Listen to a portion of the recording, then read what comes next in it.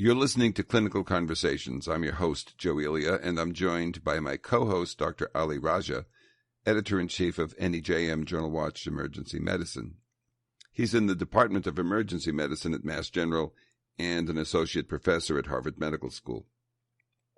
We continue exploring the COVID-19 pandemic by heading south from our last interview with a first-year OBGYN resident in Delaware to the state of Florida. Our guest is Julian Flores, an attending physician in the emergency department at Westside Regional Medical Center in Plantation, Florida, outside Fort Lauderdale. Dr. Flores went to college in New York City and then on to Harvard Medical School. He trained in emergency medicine at the University of North Carolina and has been an attending physician at Westside since last July. Welcome to Clinical Conversations, Dr. Flores. Hi, good morning. Thanks for having me. As of this morning, Broward County had 412 cases of COVID-19 and 3 deaths reported. Florida's governor has mandated self-quarantine for travelers arriving from New York and New Jersey. And so what are you seeing there on the ground? I think the idea is a good start. Social distancing has been shown to work when you do it early. The idea is to prevent community spread. The 1918 pandemic, it worked to at least stall some of the deaths and the morbidity, but we're not doing it like that. We're doing it very fragmentedly. And I understand, the United States in and of itself, there's so much population to be able to control under one measure, right? Some people argue you can't use the same instrument, but the actual application of it, especially in a place as diverse like Florida, like South Florida, I think there's a lot that goes into the actual implementation of this, and for it to actually be realistic and effective. I can personally say that I live in Brickell, the financial district of Miami, and I'm seeing honestly anything but. I'm seeing people in groups of 5, 10, people jogging everywhere. It's unfortunate, and I worry honestly that as people start getting antsier and start wanting to go outside more and more, sort of unfettered, that's going to coincidentally be arriving at the same time that we're expecting our own wave in the next few weeks, only leading to further community spread. Our testing hasn't necessarily gotten that much better, frankly, the number of testing that we're doing. And it's only going to lead, I think, to further undiagnosed cases and leading to potential more critical cases and more resource consumption within our hospitals down here. Dr. Flores, how has your daily clinical practice changed in the face of this pandemic? Are you changing your practice even for those patients who don't look like they have any respiratory issues when you first see them? That's a great question, because as more data comes out, we're seeing, as you may know, that even up to as high as 10% of cases do not come with cardiopulmonary complaints. It's nausea, it's vomiting, it's abdominal pain, it's fatigue. So frankly, and for my own personal practice, at this point, I am assuming you have it until proven otherwise. To the capacity that, I will be able to continue doing so, I will at least wear a surgical mask when I approach your room. It's very interesting how people that I would have sent home without any sort of second guessing, at the very least, if it doesn't infiltrate my note, it definitely infiltrates what I think of when I send them home with, X and Y and Z instructions. How confident do I feel that mild belly pain wasn't an undiagnosed, COVID-19 case that now is going to exponentially spread it to their community? So it's interesting how it definitely has affected in all of us in what we thought were very confident algorithms to go by. Now we're at least having some thought about it not being the case. Wow. And aside from the clinical care, let's talk about you and your team. Does your team have enough personal protective equipment, PPE, right now in the ED? I can say that for my own particular hospital, thankfully, we are not at the point of having to recycle them. There are some hospitals, I can say, some colleagues of mine that are working in nearby hospitals that are at that point officially, where people are just at the end of the shift all putting their PPE equipment for the day in a collective bin it's undergoing some kind of sterilization procedure, and they're being sort of reused the next day. We are being asked to use as an example, an N95 mask, one mask a shift. And there is, from what I've heard among my colleagues, there is disparity among to what extent administration is okay with you bringing your own PPE gear. We know, at least from the standpoint of ACEP and AEEM, various emergency medical societies, that this is something that should be allowed, but that sort of thought hasn't been a collective thought among the hospitals. That only leads to further sort of frustration, confusion, safety risks, etc.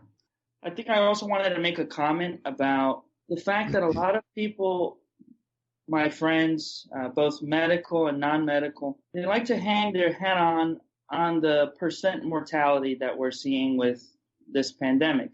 And some will argue that it's much less than we've seen with waves of the flu or of other related viruses.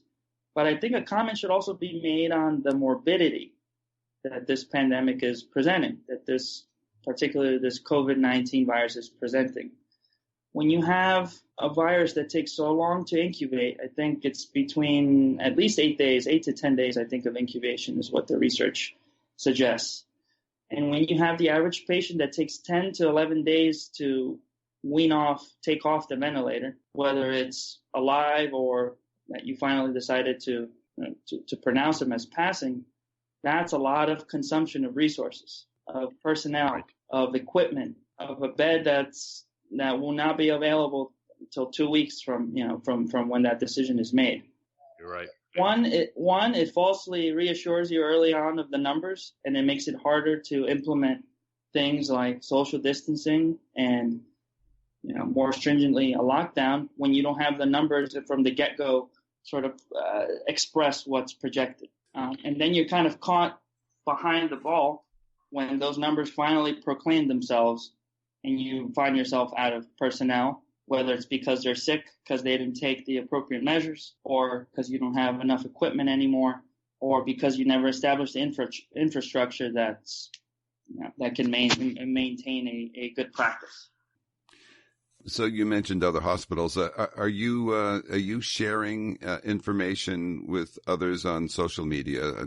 I talked with your classmate Matt Young, and he mentioned a Facebook group where clinicians are communicating. And can you tell us anything about that? Is it finding it helpful? Oh, it's fantastic. I'm part of a private Facebook group called EM Docs. I'm also part of a Facebook group called COVID-19 Physician/APP Alliance or APP Group.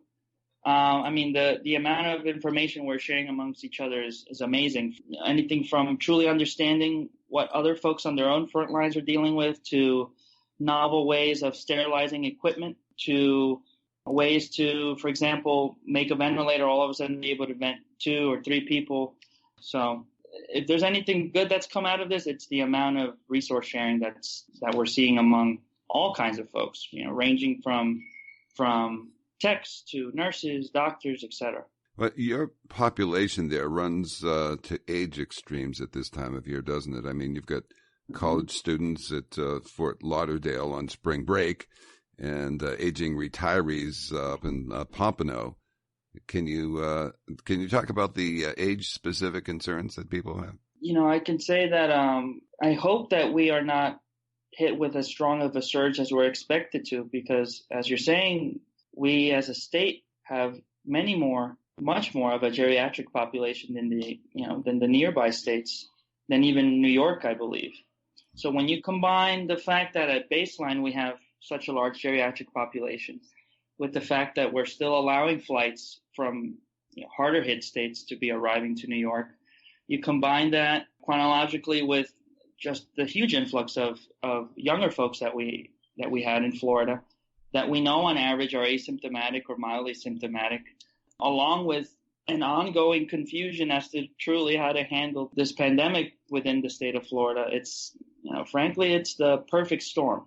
Yeah. We're still we can still consider ourselves within the incubation period for many of these folks that potentially will go on to either have symptoms enough difficult enough for you to be hospitalized or even further, to be put in an ICU. And from what I'm seeing, as an example, NPR, I think yesterday or the other day, published an article where you can essentially find how many beds your particular county has. And if I'm not mistaken, Broward County, as an example, between Miami and Fort Lauderdale, has around 2,000, 3,000 ICU beds max. I mean, at baseline, we already used some of those, and we've already used some more with this growing pandemic. So I hope I'm wrong. There's this sense of false reassurance. In a way, I can't fully blame our governor for not acting even more stringently when you don't have really numbers to work with. Yeah. Can't be convincing a population this dense that, we're in crisis when the numbers don't necessarily yield that. In New York, thankfully, there was enough testing that at least on television, you can say to your public, this is what's going on. This is why you should support whatever stringent measures I'm applying. But when you don't have that, when you have, testing that to this day, I'm still having to go through many loopholes to get to at the end of it all, if I get a phone call back to get the confirmation to proceed with testing, you can only expect there to be confusion and underreporting. Yeah. I can say we've all, I think, individually sent home dozens of patients that were not symptomatic to be hospitalized, but definitely with a high suspicion of it, but not with the luxury of being able to swab all of them. So, Dr. Flores, you mentioned that you're expecting to see the surge hit in a couple of weeks, and you're worried about all the folks who have stopped physically distancing themselves. Let me ask, what are you and the hospital doing to prepare for this expected surge, and what should the rest of our clinicians who are listening to this be doing with their hospitals? Well, as an example, we put in play the policy to be mindful with our own PPE gear as an example, right? Even though we're not in crisis per se at our own particular hospital, we anticipate that. So being judicious with that, trying to limit the number of personnel that needs to go into a given room as an example as well, because for every time you go in and out, technically you should be changing your gear into a new set, right? For the most part. Well, we want to thank you, Julian, Dr. Julian Flores, for spending time with us today. We wish you good luck and Godspeed through the pandemic. Thank you. I appreciate it. And, honestly, I hope we're wrong about what's projected, but I know that at least we're all in this together. So that was our 260th episode, all of which are available and searchable at podcasts.jwatch.org. We come to you from the NEJM group. We're a publication of NEJM Journal Watch and Physicians First Watch. Our executive producer is Kristen Kelly. I'm Joe Elia. And I'm Ali Raja. Thanks for listening.